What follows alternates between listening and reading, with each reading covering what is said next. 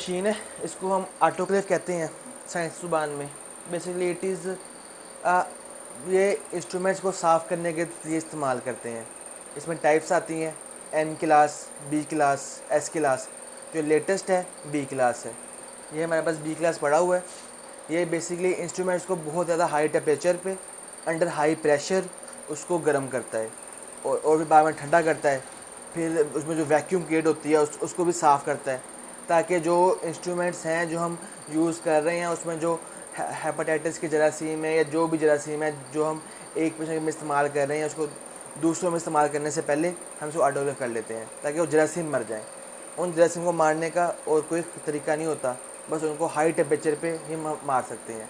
उस काम के लिए ये ऑटोक्लेव मशीन है। अस्सलाम वालेकुम जी नाजरीन, आज हम मौजूद हैं डॉक्टर शहीर खान साहब के पास। डेंटल सर्जन हैं, बहुत नाइस पर्सनालिटी हैं। इनसे बातें करने का हमें बहुत मज़ा आया। आप भी सुनेंगे इनकी बातें तो आपको इनकी बातें सुनकर बहुत अच्छा लगेगा। जी आज हमें दांतों की मुख्तलिफ अमराज के हवाले से बताएंगे और उनसे एहतियाती तदाबीर के बारे में बताएंगे। तो जानते हैं डॉक्टर शहीर खालिद साहब से पहले कि ये जो दांतों को कीड़ा लगता है, इसकी लगने की क्या वजूहात हैं और इससे कैसे बचा जा सकता है। तो डॉक्टर साहब बताइएगा, आजकल वैसे छोटे बच्चों को ये बहुत ज़्यादा प्रॉब्लम है। बिल्कुल। छोटे बच्चों के दांत बहुत जल्दी ख़राब होते हैं, उनको कीड़ा लगता है। वालिदैन को क्या ऐसा काम करे वालिदैन कि वो उनके बच्चों को जो दांतों को कीड़ा लगता है वो उनको महफूज रख सकें। ठीक है, अस्सलाम वालेकुम। सबसे पहले तो जिसको हम कीड़ा कहते हैं उसको हम अपनी ज़ुबान में डेंटल केरीज़ कहते हैं। जी ठीक है, ये एक प्रॉपर एक स्टेप है। सिर्फ इसमें तीन चीज़ें इन्वॉल्व होती हैं।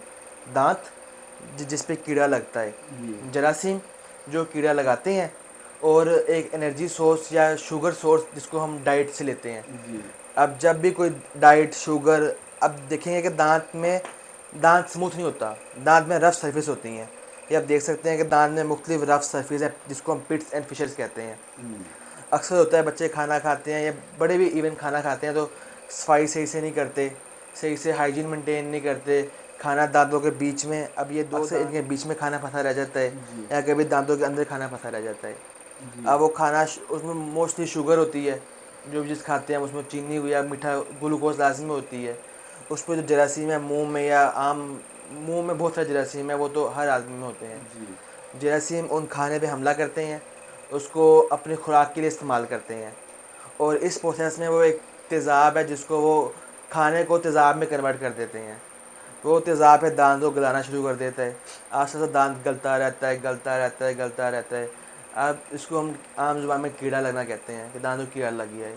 जी बच्चों में इसलिए ज़्यादा होता है कि एक तो बच्चे सफाई का ध्यान नहीं रखते, टॉफ़ियाँ और ये बहुत सच खाते हैं, जी डाइट का मेन होता है इशू। दूसरा सफाई का होता है। तीसरा इसमें आपका इकोनॉमिकल और आपकी जो सोसाइटी भी मैटर करती है। और चौथा इसमें ये होता है कि हम ब्रश वगैरह या फ्लॉस वगैरह प्रॉपर नहीं कर पाते जी बच्चे, ख़ास तौर पे। और हाँ, एक अहम फैक्टर होता है इसमें दांत ख़राब हो जाते हैं बच्चों में ज़्यादा, वो होता है उनका फीडर पीना। अक्सर माई होती हैं जो बच्चों को चूसनी दे देती हैं, जो रात भर बच्चों के मुंह में ही रहते हैं। बच्चे वो चूसे आगे से चूसे चबाते ही रहते हैं, जिसके बाद दांत आपस में झगड़े जाते हैं। इसको हम अट्यूजन कहते हैं बेसिकली। तो हमें चाहिए कि बच्चों को जो सफाई का शुरू से बताएं कि सफाई, दांतों की सफाई रखें, ब्रश वगैरह करें अच्छे से, प्रॉपर टाइम लगा के जो दांतों जो ब्रश का स्टेप है 2 मिनट या 1 मिनट अच्छे से ब्रश करें, सुबह शाम ब्रश करें। दूसरा उनको यह है कि उनको फीडर या चूसनी मुंह में कम से कम रखें, वो इससे उनको दांत बच जाएंगे।